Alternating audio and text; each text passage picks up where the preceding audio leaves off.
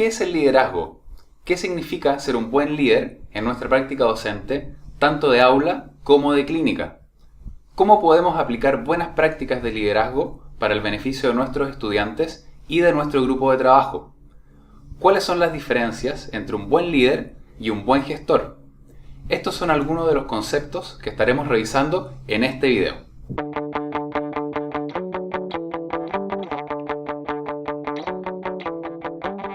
Hola a todos y bienvenidos a este video, donde revisaremos lo que es el liderazgo y la gestión en la práctica docente. Y sin duda que el tema del liderazgo y la gestión es muy amplio y se puede abordar desde diferentes perspectivas y magnitudes. El propósito de este video, sin embargo, es abordarlo desde la perspectiva del docente de aula o de clínica, que ejerce un liderazgo con sus alumnos o con otros miembros del equipo docente. Es por esto que he querido aterrizar muchos conceptos de liderazgo y gestión que podrían ser vistos más desde el punto de vista de las autoridades de una escuela o de una facultad, y llevarlos a nuestra práctica docente diaria. En general, el liderazgo y las teorías del liderazgo no solo se centran en el individuo, sino también en las relaciones entre él o los líderes y sus, entre comillas, seguidores, y en el contexto o situación en las cuales se dan estas relaciones. En nuestro contexto, estos seguidores pueden representar a sus alumnos o a otros docentes, y el contexto puede ser una sala de clases, laboratorio, clínica o el lugar de trabajo. Ser un buen líder tiene una curva de aprendizaje y es normal y aconsejable partir de a poco. Esto es como entrenar un músculo. Uno no partiría levantando las pesas más grandes que encuentre o haciendo el ejercicio más exigente. Es lo mismo con el liderazgo. Empezamos de a poco a construir la confianza necesaria para asumir este liderazgo y guiar a estos entre comillas seguidores. Ahora, el liderazgo o ser un buen líder no es una posición o un ranking, ni tampoco es sinónimo de autoridad. Una persona en un cargo de autoridad no necesariamente es un líder. Puede imponer su cargo o su autoridad, pero claramente eso no lo transforma en un líder. En cambio, todos podemos ser líderes sin tener necesariamente algún cargo de autoridad dentro de nuestra escuela o dentro de nuestra facultad. El liderazgo es una decisión entonces, es una opción. No tiene nada que ver con ocupar una posición de autoridad. Si uno decide preocuparse de las personas que lo rodean, ustedes han decidido ser líderes. Como decíamos, los líderes tienen seguidores. Pero estos seguidores se consiguen cuando el líder tiene una clara visión hacia dónde ir. Para que los alumnos sean sus seguidores y les guste ir a sus clases y participar de sus actividades, ellos tienen que compartir esa visión y entender e identificarse con el propósito de las actividades que ustedes les plantean. Pero no le podemos exigir a nuestros alumnos o colegas que innatamente vengan con esa pasión. El líder entonces, ustedes, deben cultivar las relaciones. Si nuestros seguidores ven que no tenemos el tiempo para ellos, ellos tampoco van a tener el tiempo para nosotros. Es algo recíproco. Al final de cuentas, la relación que se establece es lo más importante. Seguimos a las personas y a su visión, y no a instituciones o a asignaturas en el caso de los estudiantes. Cuando no se logran las cosas, uno no se siente responsable por no haber alcanzado un número o una nota, sino por las personas a las que ha decepcionado, incluyendo uno mismo. Pero eso no es innato, eso viene de la relación establecida. Y esto va muy de la mano con responder a la pregunta del por qué no logro inspirar y hacer que mis alumnos me sigan. Esto va a depender mucho del enfoque que uno le dé a su liderazgo. Si uno está siempre pensando en cómo hacer que lo sigan, cómo hacer que lleguen a una determinada meta, esto puede jugar en contra de nuestro liderazgo. Ahora, es muy diferente si cambiamos el switch y nos comenzamos a preocupar de las personas y a cuidarlas. Ese liderazgo y esa inspiración llegarán sin darnos cuenta. ¿Por qué?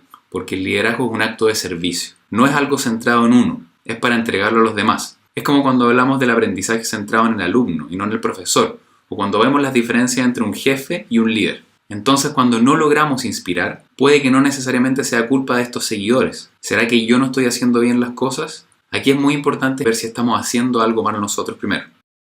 Algunos pueden estar pensando, pero si yo manejo bien a mis cursos y a mis alumnos, organizo bien el grupo docente que tengo a mi cargo, en general hago lo que tengo asignado de buena forma. Y puede que sea muy cierto, pero aquí entramos al terreno de diferencia entre lo que es el liderazgo de la gestión. Estos dos conceptos tienen muchas similitudes, pero también grandes diferencias. Veamos cuáles son las principales diferencias entre un buen líder y un buen gestor. Obviamente una persona puede ser ambas, o ninguna. La idea es que no son mutuamente exclusivas. Una idea que a mi parecer resume muy bien la diferencia que hay entre estos dos conceptos es en relación a cómo opera un líder y un gestor.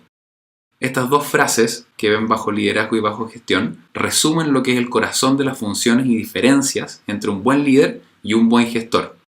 Y decidí escribirla en inglés porque creo que se entiende mucho mejor que traducido al español. Tenemos por una parte que el liderazgo es doing the right thing, en contraste a la gestión, que es doing the thing right.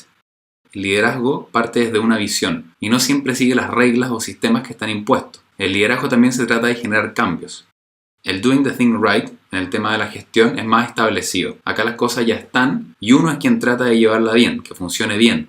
Aquí no hay mucho lugar para crear o para cambiar. El gestor se ocupa de planificar, organizar, coordinar, comandar o controlar las actividades de quienes tiene a cargo. En cambio, el líder pretende influenciar y guiar a otros en búsqueda de un objetivo o de una visión. Concretamente, veamos algunas diferencias entre lo que es liderazgo y gestión.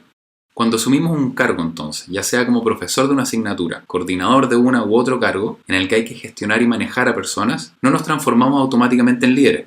El líder se construye, y no quiere decir que la labor del gestor no sea importante, porque sí lo es, y lo ideal es tener un balance de ambas en una persona. Veamos algunas diferencias entre estos dos roles, que los estamos separando por razones didácticas, pero sabemos que una persona puede asumir ambos. Por una parte, los líderes crean visión. Los gestores, por otra parte, crean objetivos o metas. El líder inspira, fomenta el compromiso de los demás para que esa visión se haga realidad. El líder piensa más allá de lo que hacen los individuos. La idea es activar a las personas para que sean parte de algo más grande. En cambio, los gestores se enfocan en fijar, en medir y alcanzar metas. El líder es un agente de cambio, mientras que el gestor mantiene el status quo. El líder es en cierta medida disruptivo. La innovación es parte de su mantra, aceptan el cambio y saben que aunque las cosas estén funcionando bien, siempre pueden funcionar mejor. Los gestores se quedan con lo que funciona, refinando los sistemas, las estructuras o los procesos para mejorarlos, pero sin mayores cambios o innovación. Otro punto importante es que los líderes son únicos, mientras los gestores copian. Los líderes están dispuestos a ser ellos mismos. Son conscientes de sí mismos y trabajan para que su trabajo sea único y marque una diferencia para los involucrados. Los líderes son auténticos y transparentes. Los gestores, por otra parte, copian las competencias y comportamientos que ven en otros y adoptan un tipo de liderazgo más que definir el propio. Además, los líderes siempre tratan de crecer y explorar lo desconocido para sus habilidades. En cambio, los gestores tratan de potenciar lo que ya tienen o lo que los ha hecho ser exitosos, perfeccionando habilidades que ya tienen. Los líderes toman riesgos, los gestores controlan los riesgos. Los líderes están dispuestos a probar nuevos métodos, aun cuando haya una posibilidad de fracaso. El líder sabe que el fracaso es muchas veces el camino hacia el éxito final. Los gestores trabajan para minimizar estos riesgos, buscan evitar o controlar los problemas en vez de enfrentarlos. Los líderes van al largo plazo, los gestores al corto plazo. Los líderes tienen intención. Hacen lo que dicen que harán y siguen motivados hasta llegar al objetivo, que a veces es muy distante. No necesitan recompensas para mantener su motivación. Los gestores piensan y trabajan más a corto plazo, buscando reconocimiento en forma más regular y más constante. Los líderes son mentores, los gestores dan órdenes. Los líderes ven a las personas con las que trabajan como competentes y creen en ellos. Son optimistas sobre el potencial que tienen, se resisten a decirle a las personas todo lo que tienen que hacer y cómo hacerlo. Los gestores son más de asignar tareas y guiar el paso a paso de cómo lograrlas y cumplir estas metas. De esta forma, entonces, los líderes generan o crean seguidores, mientras que los gestores tienen subordinados. Uno de los aspectos claves en el liderazgo es la constancia. Piensen, por ejemplo, en el mejor profesor que ustedes hayan tenido. Ese profesor o profesora que lograba inspirarlos o que lograba establecer una verdadera conexión con ustedes y que consideraban un buen líder. O piensen en el mejor jefe que hayan tenido. ¿En qué momento preciso se convirtió en el mejor jefe o en el mejor profesor? ¿Cuál fue el día en que ocurrió esto? ¿Me podrían decir el momento exacto en que estas personas se convirtieron en grandes líderes para ustedes? Estas son preguntas que pueden resultar particularmente difíciles o casi imposibles de responder. Y es precisamente porque es muy difícil ubicar esto en un punto único. Es mucho más coherente pensar en evidenciarlo a través de un periodo de tiempo más que en un momento único. Probablemente es la constancia en que estas personas ejercían las características de un buen líder lo que a ustedes les llevó a catalogarlos como tal. Un ejemplo más cotidiano de lo que es la constancia es cuando uno se propone ir al gimnasio a hacer ejercicio. Cuando vas una vez, vuelves, te miras al espejo, todo sigue igual. Vas una segunda vez a hacer mucho ejercicio, vuelves, te miras al espejo y todo sigue igual. Vas una tercera vez, vuelves después de haber hecho actividad física, te miras y sigue estando igual. Y uno puede pensar en abandonar la actividad ya que no ve resultados inmediatos. Sin embargo, si verdaderamente creemos en lo que estamos haciendo y nos comprometemos a seguir realizando la actividad siendo constantes, no sé en qué día exacto va a llegar el momento en que nos vamos a mirar al espejo y vamos a ver un cambio. Por lo tanto, no se trata de eventos aislados o de la intensidad de los eventos, se trata de la constancia. Y este también es el problema con el liderazgo. Usualmente lo vemos en términos de intensidad. O sea, vamos a un curso de liderazgo un día, nos dan un certificado y ¡boom! Ahora somos líderes. Y no quiero decir que estas actividades sean malas. Estas actividades son buenas para aprender nuevas cosas, para actualizarnos.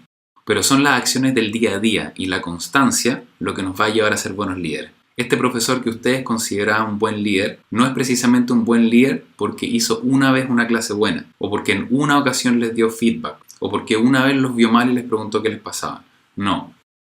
Es por la constancia en que hacía todas estas cosas. La repetición de estos comportamientos es la acumulación de estos eventos que un día lo hizo pensar, oh, este profesor o este jefe es un muy buen líder. Y esto es algo clave que debemos considerar en nuestra práctica docente. Con lo que hemos visto hasta ahora entonces, ¿cómo se consideran ustedes en sus funciones? ¿Más líderes o más gestores? Ahora pasaremos a ver los diferentes modelos y tipos de liderazgo y gestión. Tenemos dos grandes modelos. Primero tenemos el estilo o modelo formal, en donde la gestión y el liderazgo se ejercen de manera muy jerárquica dentro de un sistema que es bastante burocrático y donde las relaciones están muy marcadas por este aspecto jerárquico. Las decisiones que toma este líder o gestor son muy objetivas, son racionales y orientadas hacia un objetivo tangible. En este sistema de tipo formal, los líderes son responsables primero por fijar objetivos y metas y asegurarse que se cumplan, y en segundo lugar por mantener la integridad de la estructura educacional y trabajar en favor de ella utilizando el poder y la autoridad. El segundo modelo es el de tipo colegiado, y aquí el liderazgo es más participativo, es más interpersonal y es más distribuido. Este modelo es normativo y se basa en que los miembros de un grupo comparten creencias, valores y comparten normas, y la toma de decisiones es mucho más democrática. Aquí el líder se asegura que haya una consulta y participación de los involucrados en la toma de las decisiones, que sea realmente democrático. No está esa figura tan autoritaria que veíamos en el modelo anterior. El líder utiliza mucho las habilidades de cómo influenciar, cómo negociar, escuchar, facilitar y cómo llegar a un consenso más que comandar y controlarlo todo. En este modelo es muy importante el empoderar a los involucrados e invertir en las personas. Ahora, las características y tipo de liderazgo que puede adoptar alguien es muy dependiente del tipo de la situación en la que se encuentra, y esta puede cambiar de contexto a contexto o de situación en particular a otra, y por supuesto que esto tiene efectos sobre el clima de trabajo. Aquí podemos ver diferentes estilos que puede adoptar un líder, cuándo funcionan mejor y qué efectos tiene sobre el clima de trabajo. En primer lugar tenemos que el líder puede adoptar la coerción. ¿Qué hace el líder cuando es coercivo? Demanda el cumplimiento inmediato de cierta actividad o cierta labor. ¿Cuándo funciona mejor? Cuando nos vemos enfrentados a alguna crisis que requiere una rápida solución. Y esto puede tener efectos negativos sobre el clima de trabajo.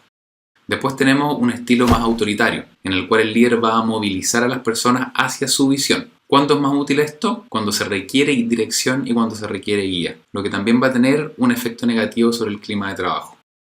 Luego tenemos el estilo más afiliativo, donde el líder va a crear armonía y estrechar lazos. ¿Cuándo funciona mejor? Cuando necesitamos conciliar o motivar a las personas en tiempos intensos o en momentos estresantes. Y esto va a tener un efecto positivo sobre el clima de trabajo. Luego tenemos el estilo democrático, el cual busca crear consenso a través de la participación. ¿Cuándo funciona mejor? Cuando requerimos que los participantes apoyen una decisión que sea tomada en común y tiene efectos positivos sobre el clima de trabajo.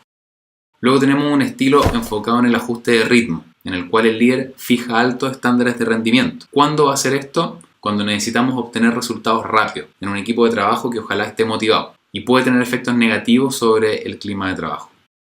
Finalmente tenemos el estilo de tipo mentor, y aquí el líder lo que hace es apoyar el desarrollo de las personas. ¿Cuándo? Cuando se necesita que un integrante mejore su rendimiento, lo cual tiene efectos positivos sobre el clima de trabajo. Dentro de estos estilos vemos que hay varios que tienen un efecto negativo sobre el clima de trabajo. No quiere decir que tengamos que evitarlos siempre, sino que cuando es necesario puntualmente deben ser aplicados. Pero el clima de trabajo tampoco es algo trivial, de hecho es muy importante. Y se ha mostrado que cerca de un 30% del rendimiento alcanzado por un grupo de trabajo se explica debido al clima de trabajo que se genera. Lo importante es que un buen líder utiliza todos estos estilos dependiendo de la situación en la que se encuentre. Un aspecto que debemos saber sobre el liderazgo y la gestión es en relación a cómo y a qué considerar al liderar nuestros equipos de trabajo, considerando a nuestro grupo de estudiantes como nuestro equipo o considerando a otros docentes como el equipo. Las ideas son aplicables a ambos casos. El liderar equipos de trabajo puede no ser tan ajeno para los docentes con más experiencia, que están acostumbrados a liderar equipos de trabajo con sus alumnos. El hacer docencia con grupos pequeños tiene mucho tema en común con los aspectos del liderazgo de equipo, donde el docente, como facilitador, tiene un rol fundamental en ayudar al grupo a alcanzar sus objetivos en términos de las tareas a realizar y los procesos para llevarlas a cabo. Recordemos entonces que el líder es quien tiene un rol principal en crear un clima de trabajo apropiado. Y este clima incluye componentes tales como la autonomía personal de sus integrantes, la adecuada recompensa y el reconocimiento, y el tener claro cuáles son los roles de cada uno y también sus límites. Ahora, para facilitar el trabajo en equipo hay una serie de aspectos que el líder debe realizar, como por ejemplo el de compartir el conocimiento que se genere con el grupo de trabajo, el actuar como mentor, el instruir a los miembros del grupo y proveer información, el monitorizar el rendimiento de los involucrados, el establecer un sistema de comunicación efectiva y también el saber escuchar, el establecer y dar a conocer las metas u objetivos que se requieren alcanzar y también el de poder asignar de forma efectiva los recursos con los que se cuenta. De esta forma entonces nosotros como líderes en nuestra práctica docente debemos procurar aprovechar y explotar las fortalezas de nuestros alumnos o colegas, permitir y ayudar a mejorarles sus debilidades, junto también con aprovechar la motivación que va a generar el hecho de que seamos capaces de entender las necesidades y las capacidades de nuestro equipo de trabajo. Ahora, ¿cuáles son los futuros desafíos para nosotros como docentes que debemos asumir el liderazgo en nuestra práctica? Y estos son desafíos que son bien en particular para quienes nos desempeñamos en esta área y que probablemente colegas docentes de otras áreas del saber no se vean enfrentados. Principalmente tenemos tres aspectos que representan desafíos.